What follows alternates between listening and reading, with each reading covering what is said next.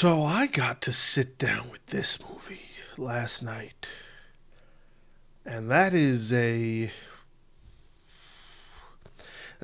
interesting take. It's an interesting it's a weird. I'm not even 100% certain how to fully put into words what to really give this movie. It's very. I hear when I see like ratings and stuff like that. I hear a lot of the word intensity, and I hear a lot of the word like visceral, and I can't really say those words enough. There's almost something that's this another word that you could use to kind of bring forth it, and I can't really fathom what that word possibly is. I want to say there might even be a sort of beauty to the film. There's something that's almost romantic about it, and I don't want to sound like I'm some sort of pompous reviewer or anything like that. I'm just expressing that like something about that film had me hooked from the very beginning, and something had me attached to what was going on, where even though I was kind of figuring it out as it was progressing, there's still something that's it's very attractive about the story. There's something that really draws you in, which to do that for a film where you also hear, not everybody likes it, and I get it. Bring Her Back is definitely a polarizing film. There's such a way that this grabs you and makes you feel for these characters.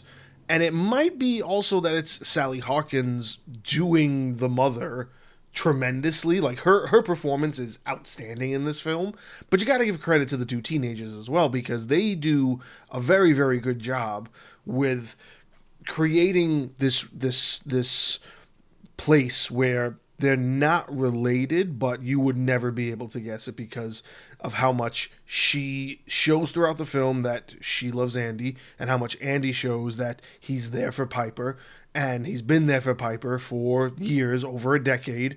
And with just those simple dialogue cues, they then portray that, and it doesn't feel like it's not true, I guess you can say.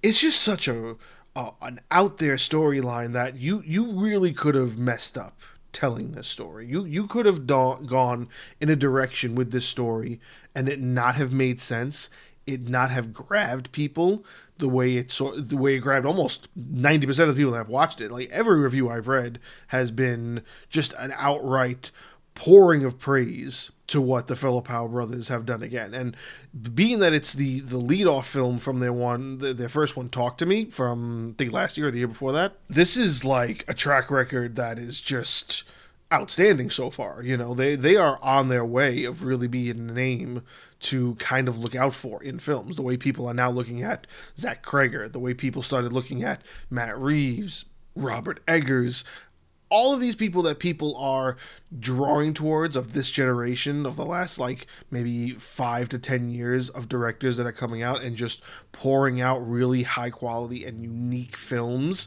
The Cinephile brothers are getting up there.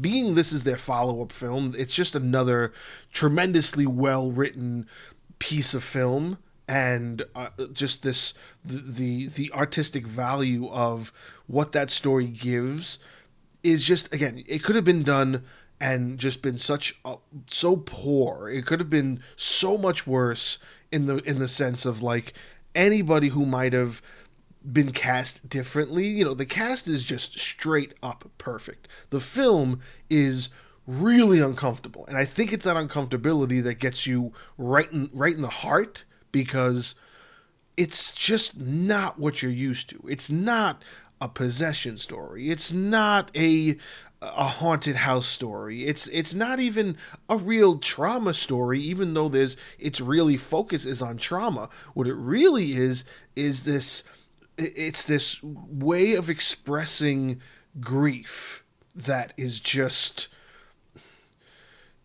it feels like you would never think of it as a person that might be going through some kind of grief, but then when you're actually in it, when you're drowning in grief, the steps of what's taken in this film by the character going through it you stop yourself and you go, what was it? What was it? I forget what YouTube channel it was or what social networking channel it was. But that one video that was floating around for a couple of months, where was this, um, these mothers, these parents that were asked, would you kill someone for your child or something? And it was very much this divided thing of, some mothers were like, no, never, I would never do that. And then some parents were just really about like, yeah, I'd kill anybody in the world to save my child. Like that's what you don't realize is like the visceral part of it. If you can connect to that on a very cerebral level of, this is my child and something like this has happened and I'm going to do whatever it takes to, for the benefit of the love I have for my child, like that's the connection you have to make with that character to make the understanding. Because you could sit there and go, I would know, why would she ever do this? I would never do this. You don't know if you'll never do this. And again, this is of course a fantastical version of this, but you don't know if you ever really would kill something or someone for your child unless you're really put into that predicament. And even the people who say they would, maybe they wouldn't. You never know. It's that idea of connecting to someone that has this reaction to grief that nobody will really be ever able to know unless you're really in there. And you're talking about the connection that's taken her so deep down that rabbit hole that she goes to the very last second to try to make it work. And again, this is a very new movie, so I'm going to try to not ruin it for everybody. But it's hard to not talk about the extenuating circumstances that happen throughout this film and what she does for her child. So I've been talking for like 5 minutes so far, and maybe I haven't really fully explained what Bring Her Back is really about. And essentially what it's about is these two teenagers. They are step siblings. They discover their father has passed away, so they get put into the foster system. Now, the brother, Andy, he is almost 18. So his goal is to eventually turn 18, legally adopt his stepsister, and then they would live together. But before that could happen, they are both going to live with a woman who has decided to take them both in. And now, right off the bat, when they meet, you can see that she's kind of trying to etch the brother out so she can keep the daughter for herself.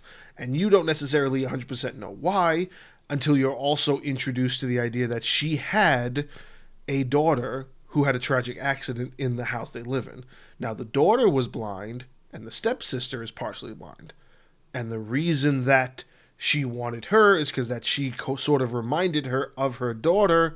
And then you also meet her already living with her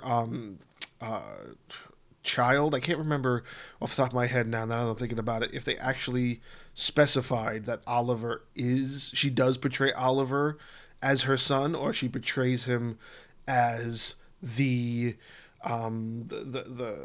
nephew that lives with him, or another foster child. I forget exactly how he's introduced, but he lives in the house as well, and he's like mute, and you don't really hear him speak for the most part.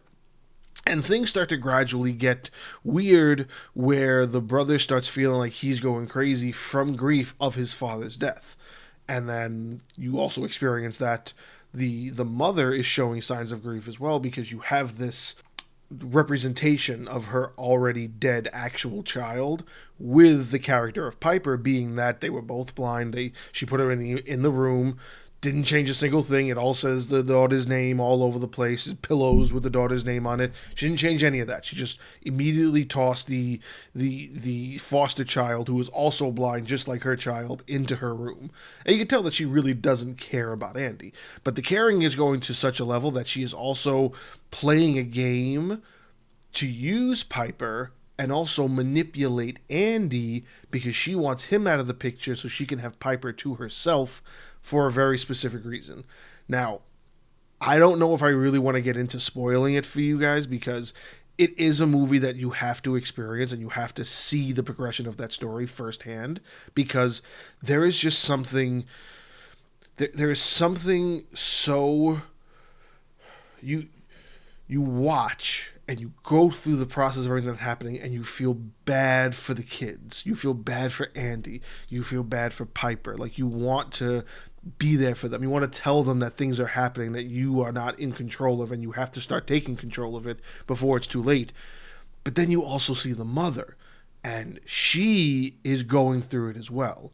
Even though she's doing something very sinister behind the scenes, she is grieving and she can't get past it. And that's the only reason that she's doing what she's doing, because her grief, she is so consumed with grief that she literally went to the ends of the earth to figure out a way to bring her daughter back. And that's essentially what the term bring her back comes from. You're then also trying to decide who the bad guy is.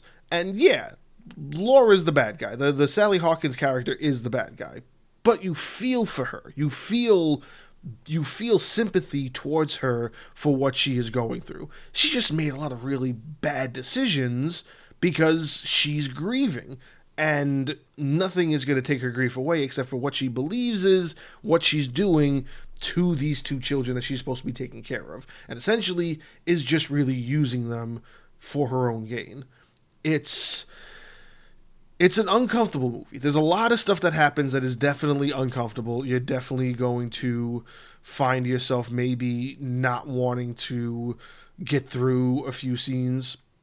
I do know that there are some people that think that maybe there's a bit of shock horror to it. And I get it. There are a few things that do happen that are kind of shocking, but I don't feel like that's shocking that takes away from the story. I feel like that's shocking that sort of adds to the story.